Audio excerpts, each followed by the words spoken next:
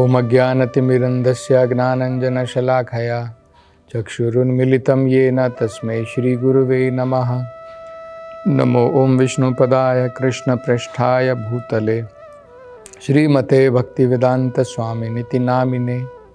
नमस्ते सरस्वती देवे गौरवाणी प्रचारिणे निर्विशेष शून्यवादी पाश्चात्य देश तारिणे।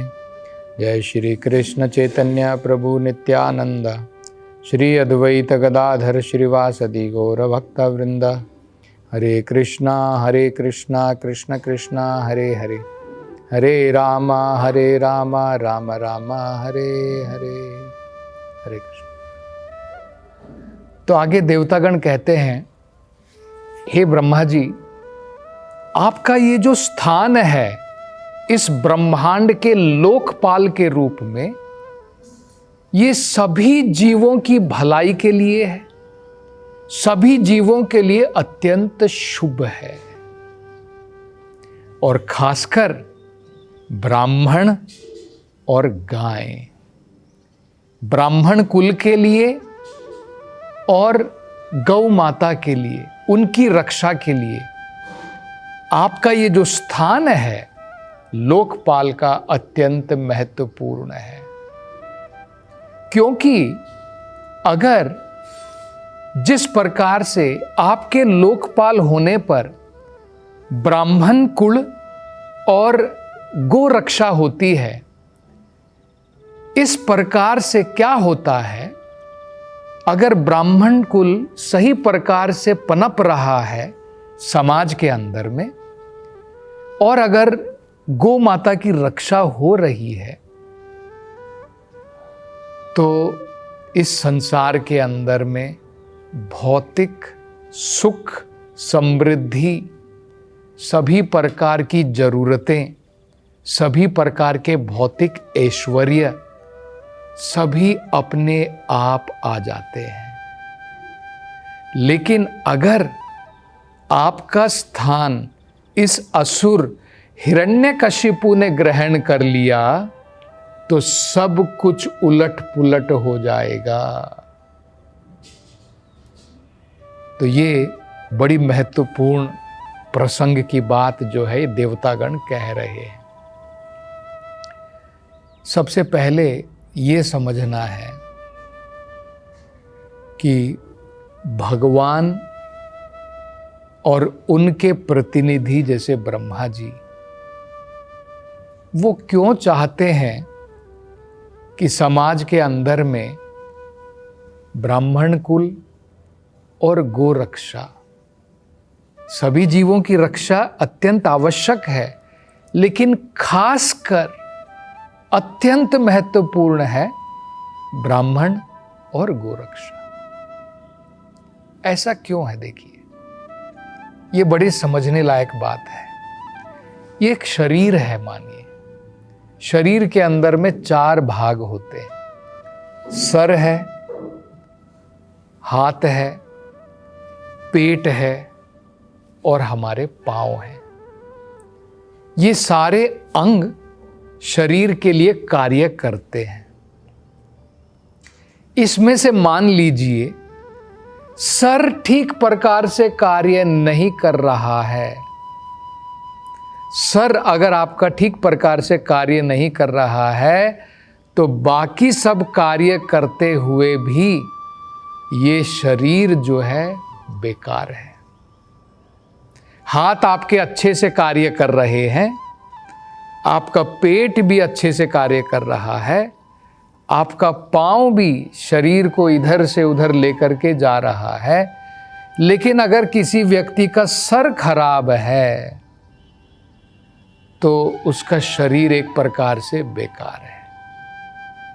ठीक इसी प्रकार हमको समझना है, शरीर के सारे अंग महत्वपूर्ण हैं, लेकिन मुख्यतः सर अत्यंत आवश्यक है। आपके हाथ नहीं है, पाँव नहीं है, फिर भी आप जीवित रह सकते हैं, लेकिन सर खराब हो गया तो पूरा जीवन बेकार हो गया। इसी प्रकार से समाज में 4 वर्ण होते हैं, ब्राह्मण, क्षत्रिय, वैश्य, शूद्र। ये चारों वर्ण अत्यंत महत्वपूर्ण है समाज के लिए, लेकिन उनमें से मुख्यतः ब्राह्मण अत्यंत आवश्यक है। क्योंकि ब्राह्मण आवश्यक है, इसलिए भगवान चाहते हैं कि उनकी रक्षा हो। आवश्यक है, क्यों आवश्यक है? वो पूरे समाज को दिशा दिखाते हैं। आज देश, आज ये पूरा संसार बिना प्रॉपर दिशा के किस दिशा में जा रहा है, लोगों को कुछ पता ही नहीं है। कोई सही प्रकार की दिशा दिखाने वाला ही नहीं है। हमें कार्य किस प्रकार से करना चाहिए, हमें क्या करना चाहिए, हमें क्या नहीं करना चाहिए, जीवन का लक्ष्य क्या होना चाहिए, आज कोई उस प्रकार की दिशा दिखाने वाला नहीं है। तो अगर समाज को कोई सही प्रकार से दिशा नहीं दिखाता है, तो वो समाज एक प्रकार से मृत समाज के बराबर है। दूसरा, गाय क्यों महत्वपूर्ण है? क्योंकि गाय का जो दूध होता है, उसके द्वारा मक्खन बनता है, मक्खन के द्वारा घी बनता है, और इसका प्रयोग किया जाता है भगवान के यज्ञ के लिए, भगवान का यज्ञ करने के लिए। और दूध से अनेकों प्रकार के व्यंजन हम तैयार कर सकते हैं भगवान को भोग लगाने के लिए। भगवान के अभिषेक के लिए भी दूध, दही, घी का प्रयोग होता है। और मनुष्य समाज के लिए अगर हम चाहते हैं कि हम आध्यात्मिक विषयों को सही प्रकार से समझ सकें, तो हमारा जो दिमाग है वो शार्प होना चाहिए, उसमें तेज होना चाहिए। उसके कारण ही हम आध्यात्मिक विषयों को समझ पाएंगे। अन्यथा अगर हमारे दिमाग के अंदर में बुद्धि की जगह भूसा भरा है, कोई व्यक्ति जब मूर्ख होता है तो कई बार हम लोग उसको कहते हैं कि भाई तेरे दिमाग में गोबर भरा है, तेरे दिमाग में भूसा भरा हुआ है। क्योंकि ऐसा व्यक्ति जो है जिसके दिमाग में भूसा भरा है, वो आध्यात्मिक विषयों को कहां समझ पाएगा। तो दूध के अंदर में उस प्रकार की पौष्टिकता होती है कि हमारे ये जो सूक्ष्म अनेकों प्रकार के हमारे दिमाग के अंदर में जो सेल होते हैं, वो पौष्टिक हो जाते हैं दूध के द्वारा, गाय के दूध के द्वारा। तो इसलिए ब्राह्मण और गो रक्षा मनुष्य समाज के लिए अत्यंत आवश्यक है। ये पहली बात है। दूसरी बात जो हम देख सकते हैं, यहां पर हिरण्यकशिपु चाहता है कि वो ब्रह्मा जी की पोस्ट को ले ले। अब ब्रह्मा जी कौन है? क्या कोई भी व्यक्ति उनके स्थान को ग्रहण कर सकता है? भाई ब्रह्मा जी जो है भगवान के प्रतिनिधि हैं। असुर थोड़ी भगवान का प्रतिनिधि होता है। ब्रह्मा जी को पोस्ट ऐसे व्यक्ति को दी जाती है जो भगवान का प्रतिनिधि है। जैसे उदाहरण के तौर पर आप देखिए, इस संसार में भगवत ज्ञान भगवान गुरु परंपरा के द्वारा देते हैं। भागवतम में भगवान क्या कहते, देखिए, सबसे पहले ज्ञान भगवान ने ब्रह्मा जी को दिया। तेने ब्रह्म हृदय आदि कवये मुह्यंति यत सूरयः। भगवान ने सबसे पहले ज्ञान ब्रह्मा जी के हृदय में प्रकाशित किया। ब्रह्मा जी अपने शिष्यों को देते हैं, नारद को जैसे उन्होंने दिया, नारद जी ने वेद व्यास को दिया। ऐसे गुरु परंपरा में ये ज्ञान प्राप्त होता है। अब देखिए, असुर कहाँ से भगवान का प्रतिनिधि बनेगा? ये ज्ञान प्राप्त करके। ये तो असुर हिरण्यकशिपु जो भगवान ने नियम बनाए हैं उसको उल्टा करना चाहता है, वो भगवान का प्रतिनिधि कहाँ से बनेगा?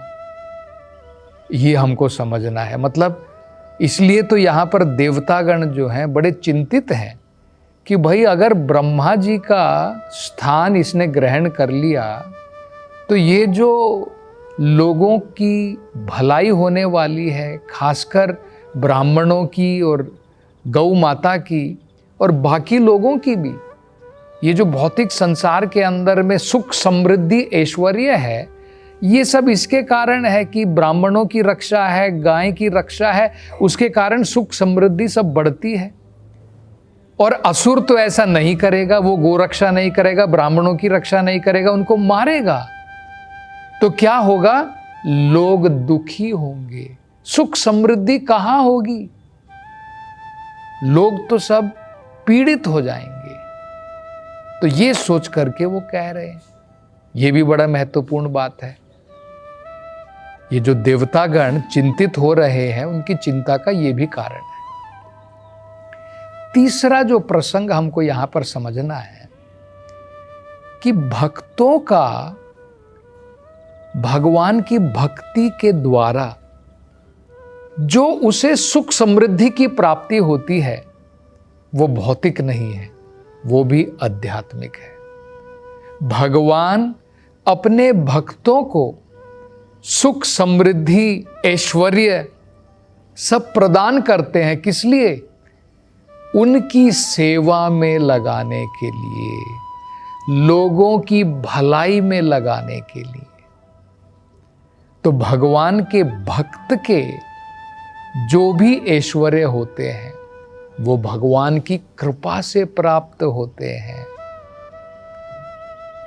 तो ये सब खत्म कर देना चाहता है हिरण्यकशिपु अपनी योजना के द्वारा।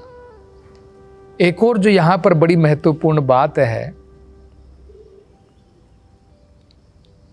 कि ब्रह्मा जी जो हैं, शुरुआत में जब उन्होंने इस सृष्टि की रचना प्रारंभ की थी तो इसी प्रकार के दैत्यों ने, हिरण्यकशिपु के प्रकार के दैत्यों, मधु और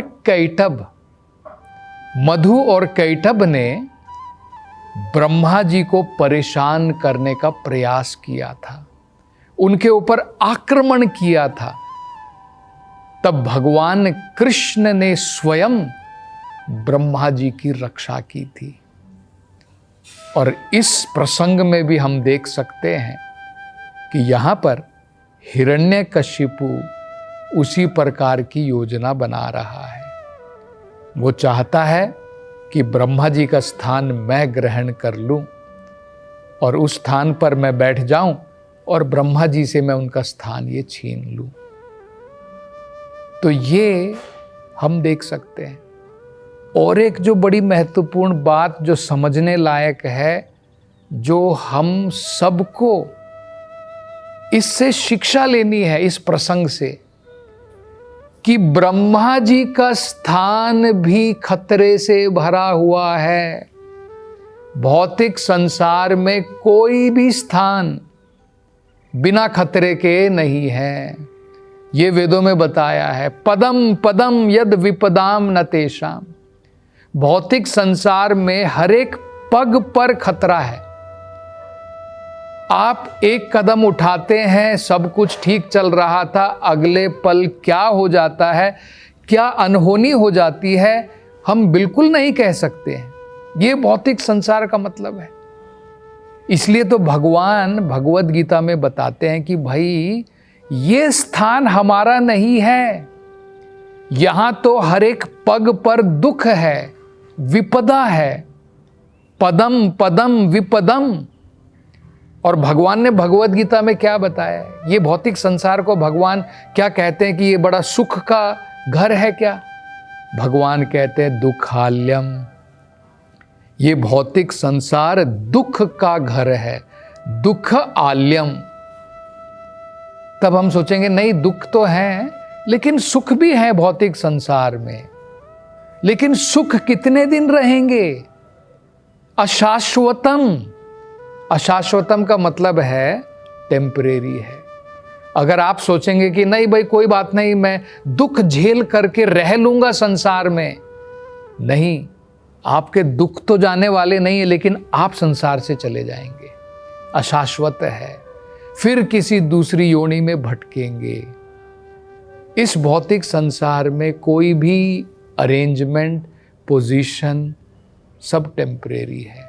अगर ब्रह्मा जी का स्थान भी खतरे में पड़ सकता है, भला हम छोटे मोटे जीवों का स्थान, उसमें क्या बड़ी बात है। इसलिए इस भौतिक संसार में प्रगति का प्रयास ना करके अगर हम आध्यात्मिकता में प्रयास करें तो हमें सनातन जीवन, सनातन स्थान की प्राप्ति होती है। तो ये बड़ी समझने लायक बात है कि ब्रह्मा जी का स्थान भी खतरे में पड़ा रहता है भौतिक संसार में। तो और आगे इस कथा में चर्चा हम अगली कथा में करेंगे। हरे कृष्णा।